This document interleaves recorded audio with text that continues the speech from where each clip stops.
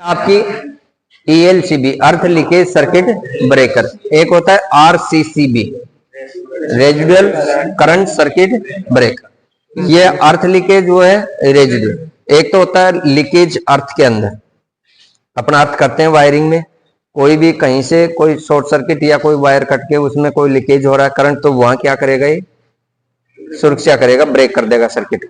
इसका नाम तो क्या है, ELCB। एक पूरे जैसे अपन देखते हैं कि न्यूट्रल में भी वो जलने लग जाता है आपका टेस्टर, और फेज में भी जलता है, उस समय क्या काम करता है, RCCB। ठीक है, वो परिपथ का ये अर्थ का, ठीक है। ये ELCB है, अर्थ लीकेज सर्किट ब्रेकर। इसमें आपको कनेक्शन आना चाहिए कि ELCB का कनेक्शन कैसे होता है, कैसे ऑपरेट होती है। ठीक है, इसमें ELCB सिंगल भी आती है जिसमें केवल ELCB के गुण होते हैं। इसमें ELCB प्लस MCB दोनों का है। ठीक है, इसमें ये सिलेक्टर स्विच है, अगर इसको वर्किंग कंडीशन पे आप कर दोगे तो क्या करेगा, ये ELCB काम करेगी इसमें। अगर इसको बाईपास कर दोगे तो ELCB न करके क्या बन जाएगी, MCB। ELCB अर्थ लीकेज में काम करेगी, MCB कोई फॉल्ट शॉर्ट सर्किट होगा तब ये ट्रिप होगी।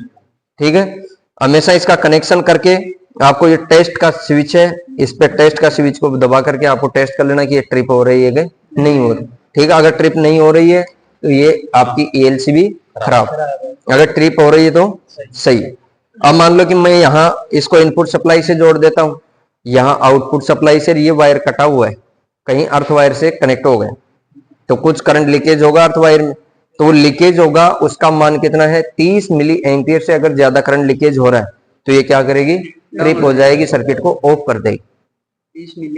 30 मिली एम्पियर। ठीक है, तो ये तो हाँ आपका ELCB का। इसमें दो तो इनपुट वायर हैं, दो आउटपुट है, दो 4 टर्मिनल है, दो सप्लाई से जोड़ना है, दो लोड से जोड़ना है। ठीक है, MCB का जैसे कनेक्शन होता है वही सेम कनेक्शन है, केवल MCB शॉर्ट सर्किट होती है, ओवरलोड होता है सर्किट तब ट्रिप होती है। ये 30 मिली एम्पियर से अगर अर्थ में लीकेज हो रहा है करंट तो भी ट्रिप हो जाएगी। ठीक है, तो ये भी एक क्या है, सुरक्षा युक्ति है आपकी ELCB। तो इसको भी अपन ऑपरेट करके देखें। चलो एक लैंप ले आओ लोड में। ये तो आपके हो गए इनपुट वायर, इनको तो लगाना है सप्लाई में। अब इसमें आपने टेस्ट कर लिया कि फेज ये है, न्यूट्रल ये, तो फेज में फेज लगाओ, न्यूट्रल में न्यूट्रल लगाओ ऐसे कैसे लगा, ये तो फेज है, ये न्यूट्रल, हाँ आप वो फेज है, ये न्यूट्रल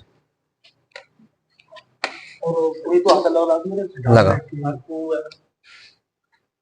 चालू करो, इसको मैं ऑन कर देता हूँ, अपना सिस्टम चल रहा है।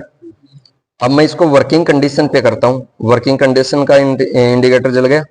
यहाँ मैं बाईपास करूंगा तो बाईपास का जल गया, बाईपास में MCB बन गई है और यहाँ ELCB बन गई।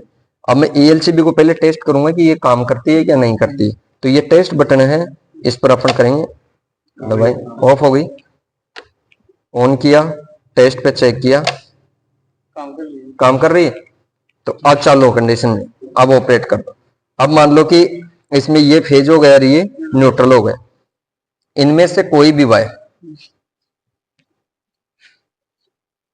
अगर मान लो कि ये कटा हुआ वायर आपकी केसिंग केपिंग में या कोई वहां मान लो टच हो गया तो ये क्या हो गई, ट्रिप हो गई।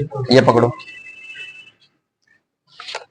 अब इस कंडीशन में ये चालू कर दिया। अब ये अर्थ वायर जो आपके पास जा रहा है इसमें टच करके देखो इधर ट्रिप होती है कि नहीं होती, हो गई, क्योंकि 30 मिली एम्पियर से ज्यादा करंट लीकेज होते हैं, ये ट्रिप हो गई कि ये वायर कहीं दूसरे अर्थिंग से टच है, फेज वायर कहीं टच हो गई।